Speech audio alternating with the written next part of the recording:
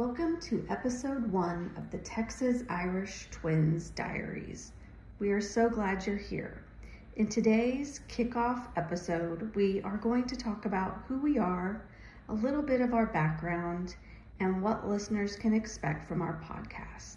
Thank you so much for listening. We hope you enjoy. Hi everybody and welcome. I am Becki and this is my sister Deana and we are the Texas Irish Twins. Welcome to our podcast. Hello. Yeah, and so Deana and we were born in the Texas Hill Country, only 10 months apart. And so, so our show is really about exploring our life, what we've gone through, how it's made us resilient. We want this to be conversational, full of laughter. We want to reminisce and tell heartfelt stories. So we hope that you are able to connect with our podcast and that you feel supported and maybe you just get a good laugh from us. Yeah, I mean, whether you're really facing your own challenges or you just simply want to be a part of something, a community that celebrates, just overcoming adversity. And we just want to invite you into, our community and join our journey. And hopefully we can be a part of yours as well. So I know that as we kick off today, one of our shared passions is wine, and more specifically Texas wine. So why don't you share a little bit about what you've brought here with us today? Yes, so I think, our plan is like every episode, we're going to open a bottle of wine, relax from the day, and really just share some of our favorite Texas wines. So today we have from William Chris Vineyards, which is in High, Texas. They have been rated in the top 50 of best wineries in the world. My absolute favorite winery.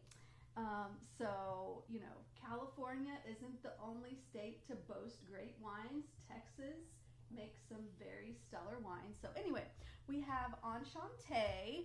I'm going to read a little bit. William Chris sends this booklet when we get our wine allocation. So Enchante, this is the 2023 vintage. Let's see. It's an elegant wine with woodsy spice, purple flowers, and savory herbs. And it says to pair with aged cheddar. So how about a little cheers as we unwind from the day.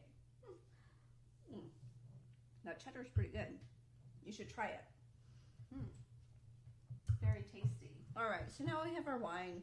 We're kind of settled in, trying to get comfortable with our very first episode of this podcast. I think it's important to kind of start from the beginning, share a little bit about our family, where we came from. I know when I think back to when we were raised and who I've become and who we've become, I think one of the biggest characteristics that we both have is our strong work ethic. Absolutely. So what about you? Is there another characteristic that you think is very strong in yourself or both of us? Well, I would definitely echo the strong work ethic. I think from a very early age, it was instilled in us that nothing comes free and that you work hard to have the things that you want in life. I definitely agree with that. And I think that's one thing that I really am glad about how we grew up, is because I am glad that I have a good work ethic. Same. I think sometimes, and we'll probably get into work a little later on in our episodes, but I think one of the things I appreciate is that, one, I do have the work ethic, But two, sometimes I think I hold myself to too high of a standard, and I kind of feel bad for my team sometimes because failure is just not an option. And I know it's a great trait, but I think it can also be a challenging trait too. Yes, I feel like I have a little bit of that perfectionism in me as well, and I really do, like, I'm very hard on myself personally and in work. Like, if I am not like successful in something, like, it really affects me. Oh yeah, I agree. I'm about to take on a new adventure at work, and it's been crazy because I'm trying to put a plan together, and people are doing their own initiatives, and I think I have some control issues because I want to do it my way in a certain way. So we'll see how that goes. Well, I know that you'll do great. You'll pull it out. And so so I would say that it's fair that these values didn't just come out of the blue, right? We have roots, and so one of the topics that we want to spend some time exploring is our genealogy. We have some idea, and we have a heavy German heritage on our mom's side, and we know that they've been in the Texas Hill Country since like the mid 1850s, and so we're trying to explore, I guess, if we would qualify for the Daughters of the Texas Republic. Yes. So yeah, it's very interesting because I've never really looked at our history in depth, and I know that you and one of our other sisters are really interested in it, and one of our other sisters has done quite a bit of work in exploring our genealogy, so I know that that'll be a big part of future topics here on the podcast, and I think it's a very interesting journey to explore, right? I think there's a lot to learn from your heritage, and I think it'll explain a lot about who we are and where we've come from. But because I think, like, and I could be mistaken, but I would say that German people tend to have that strong work ethic. So most of them that I've encountered, I think, do. But we'll see. Maybe we have more of a different heritage than we'll expect, and maybe it'll explain some of our unique characteristics, we'll say. Yes. So where should we start? Like, where do we want to start unpacking? Like, oh wow, okay, so I came into the picture. Well, I guess maybe we should back up. Our mom and dad, Cheryl and Steve. It's our understanding that they met like at a party, late 1970s. Mom was super young. I think she was still in high school. Mm-hmm. Yeah. And I think they met through our dad's cousin, and our dad says that our mom used to be a whole lot of fun. I guess that's how we got here. So I think they got married in, was it 1980? I can't remember. Something like that. About right. Something like that. And like our dad was going to Tarleton State getting his degree, and our mom followed him up there. And then in 1982, I came into the picture. July 1982. That's when part of our adventure begins. Yes, and I was born on my great-grandfather, or our great-grandfather's birthday, so that was something special growing up to like celebrate that with him. And then 10 months later, and not only 10 months, right? I think it's important to say 10 months to the day. Becki was July 10th, and I was May 10th in 1983. So, and I think Mom even says almost to the hour. Yes, I think I have heard that as well. And so I know one of the things I used to always tease you about, and I think it probably took you a little bit of time to think it was as funny as I did, but we get to be the same age for 2 months. And I always found it so much fun, and I just thought it was the coolest thing because, of course, as my older sister, I looked up to you, and I just wanted to be with you all the time, right? And so it was fun for me to be able to say, oh, I'm the same age. I don't actually remember like at what age that like clicked in my head. Yeah. I know like probably it wasn't until like adulthood that I thought it was cool. But like now I think it's like the most awesome thing. I just don't think like many other people can like say, oh, I'm the same age as my sibling for 2 months. Right. Like, unless they truly are twins. Well. They're the same age all the time. Yeah. Well, and Penny is now joining us. This is my sweet little Penny dog. She is 4 years old, and like I kind of mentioned in our little teaser, she just thinks she rules the roost. So she is just here, and hopefully she'll just be pleasant. Oh, yes, you will, Penny Lou. So then it's, important to add that we have another sister who came about on Halloween of all days in 1988.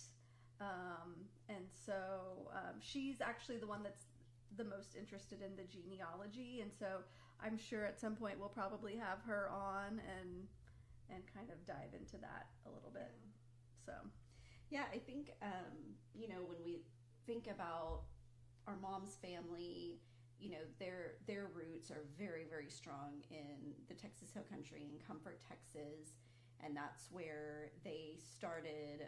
Her parents started a dairy farm, and we were able to be a part of that for the first few years of our life. And I think we mentioned work ethic earlier, and I think that was one of the driving factors that really influenced that work ethic, because I'm sure most people have not been on a dairy farm, or they've never at least ever worked on one. And you have to have a very strong work ethic to do that. And you're milking those cows 2 and 3 times a day, and one of those times is like 2 or 3 in the morning. I think they started maybe around 1 or somewhere in that time frame. But and then the calves, and this might not be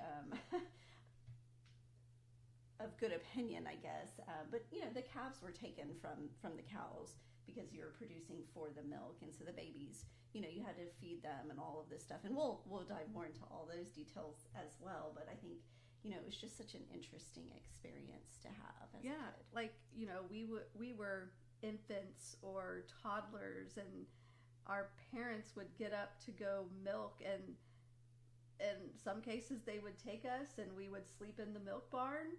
In other cases, they would leave us in the house. I guess early 1980s, things were different. Very, very different. But we were out in the country too. I mean, it was.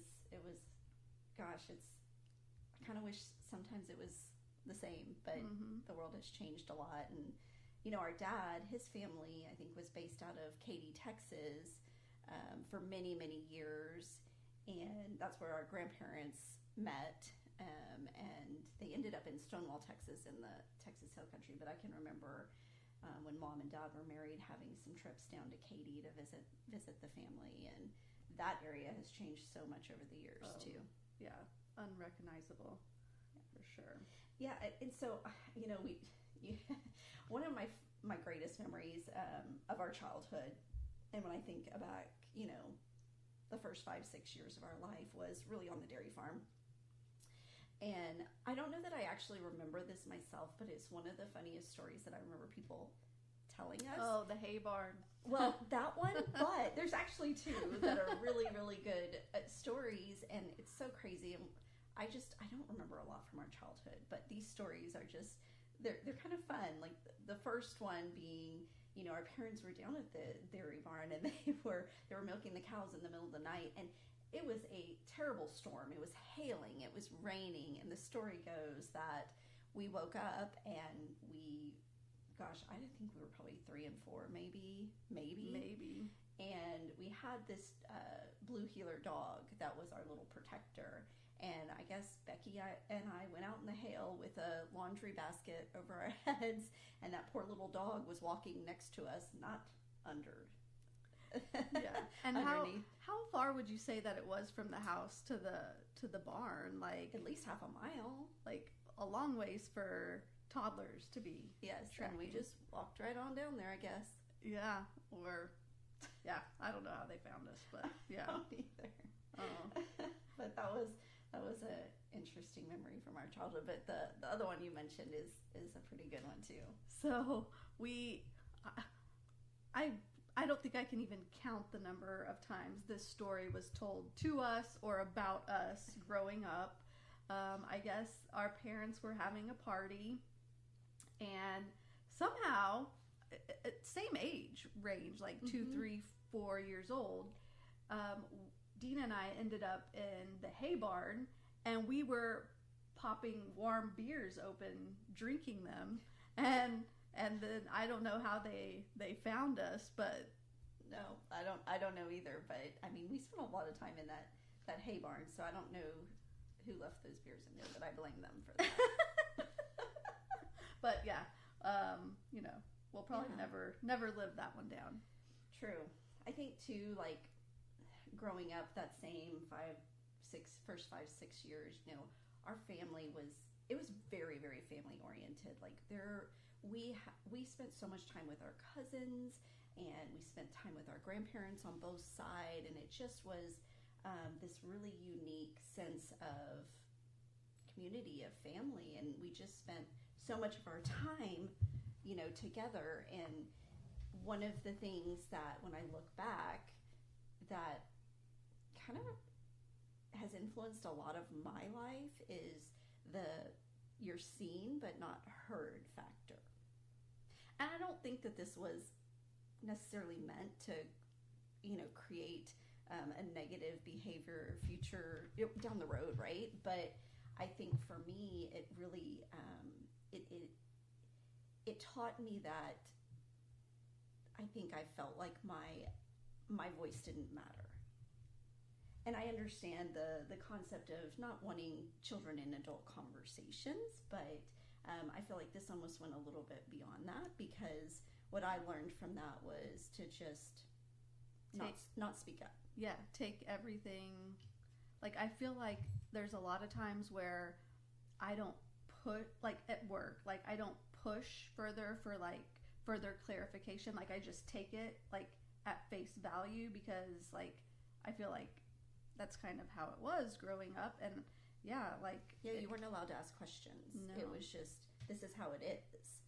And I think in a lot of ways we were raised to be good kids in that way, but the impact later on in life, I think, has been pretty significant. I know for me, I'm actually opposite, because at work, this doesn't influence my behavior. I'm pretty direct and straightforward at work, but in my personal life, my very first relationship, big relationship, I struggled. I ended up in an abusive relationship because I didn't know how to stand up for myself, and I didn't think my voice mattered. It was my job to just sit back and take what was thrown at me. Mm-hmm. And so I think that's something, you and I both have had some similar experiences in that front, and I think we'll probably unpack those a little bit down the road, because I think that's going to be an emotional conversation. But I think it's interesting that some of those things have such a big impact. Yeah, I have a huge struggle with speaking up at work. Like, I'm afraid, I'm very timid, like afraid to like speak up and interrupt people, afraid like that what I think won't be valued. I think most of it's all in my head, but I think it's just, accumulated over the years. Even like, I just feel like I've had challenges in relationships in general. I have a hard time with conflict and dealing with that. So I always call Becki the peacekeeper. Like, she wants everybody in the family to be happy, even if it doesn't make you happy. You just want everybody to be at peace. You truly don't like the conflict. Yeah. I think I'm just a little bit more, I don't know what the right word is, but I'll fight back a little bit more now, just because I've really learned who I am and what I deserve. And I've even you've even told me, like, in certain scenarios where I just didn't feel like what I had to say mattered. And I know that was one thing that I took recently. You had said that to me, and I don't remember where we were at, but I think it was you and me and our husbands, maybe. I don't know. Anyways, it doesn't really matter, right? But I remember a few days later, a week later, you had told me it really hurt my feelings because I didn't feel like it mattered what I had to say. And I thought, oh my gosh, like it really, it took me aback because I think that that's such a sad thing because your voice does matter, right? And as your sister and your best friend, like I always want to make sure that your voice is heard because it does matter. Well, thank you for that. It is something I struggle, and I feel like I had this conversation recently with my boss, and she's wonderful, and I think with her guidance I can help overcome some of that at work, and then with personal, it's just some people like to talk more than others, and I am more of a listener too, but thank you for saying that. Yeah, of course. Well, I know kind of growing up in the country, that's just not something I would ever change because I feel like it instilled so many positive values in myself, but it really just created the foundation of who I am both personally and professionally, and I know we kind of mentioned that early on. But I know that, we've had a really fun balance growing up in the country, moving around a lot. After our parents got divorced, we didn't have the perfect life, right? Parents divorced, moved on. We moved around in life, and that came with its own challenges as well. But I think we still have a lot of growth and learning to come out of our upbringing. I think so too. I mean, obviously there were a lot of struggles, a lot of moments that were hard, but beyond all that, like, I feel like we did have like this unique environment that we grew up in, and I agree. I definitely wouldn't change it. Like, every time we go back to comfort to the dairy in our grandparents' house, like, I just like, it's like those memories flood back, and I'm thankful that we had the opportunity, because I don't think a lot of kids understand that that type of structure and growing up. I agree. Well, I think, what else? Anything? I know we'll dive a little bit deeper into some of, our genealogy we mentioned. We'll talk more about our family. We'll talk about divorce. We'll talk about moving around. We'll talk about some of those challenges that we faced. I think, but before we kind of wrap up, I know one thing that you really didn't mention a whole lot of, that I think was very unique, was that not long after you were born, you had your first run-in with cancer. Yes. When I was 10 months old, I think it was 10 months old, I was diagnosed with retinoblastoma, which is cancer of the eye. I did not have to go through chemo, but in order to remove the cancer, they had to remove my left eye, so I have a glass eye, which I think really benefited me. It was a better scenario losing it than when I would. So much easier to adapt, right? And honestly, best 3-point shooter on the basketball team. Yes, and I could shoot a gun pretty good. Oh, as well. That's right. When we lived up in Del Rio, you were on the rifle team, and boy, could you shoot. Yeah. And so I can, our mom talks about so I guess, they noticed that my eye, I guess internally was hemorrhaging. So they took me to the doctor, and they're like, don't have any more kids till we find out what the issue is. Well, surprise, mom was already pregnant with Deana. And I think you had your surgery right after I was born, right? Yeah. I think it was 2 months after I was born or something like that, if I remember. Maybe it was sooner, I don't know. But yeah, I think so. And that's actually one of my like first memories as like being in this world is I remember being on the table to have the surgery, and the doctors were having the hardest time with the anesthesia and getting me under. I can remember Mom being like in this like on the floor in the side of the room crying. I can remember Dad like coming in and out yelling. That sounds like our dad. But yeah, it's crazy to think like at that age I, you know, have that memory. But yes, that was my first bout with cancer, and then we'll get into the breast cancer stuff later. But yeah. Well, I know. I think we've just reminisced quite a bit. It's been fun, but I think you know, hopefully the people that have joined us today have kind of been able to relate in some way, and hopefully, you know, we can bring more topics to you and more in-depth conversations and share more of our experiences as we go along. And you already actually, we had this great idea. We're going to do these little pop questions so that the other one didn't know what we were going to ask, so that you got a real response, but you kind of already answered mine. So my question was going to be, if there was one thing you could change about our childhood, what would it be? And you really said you wouldn't change anything.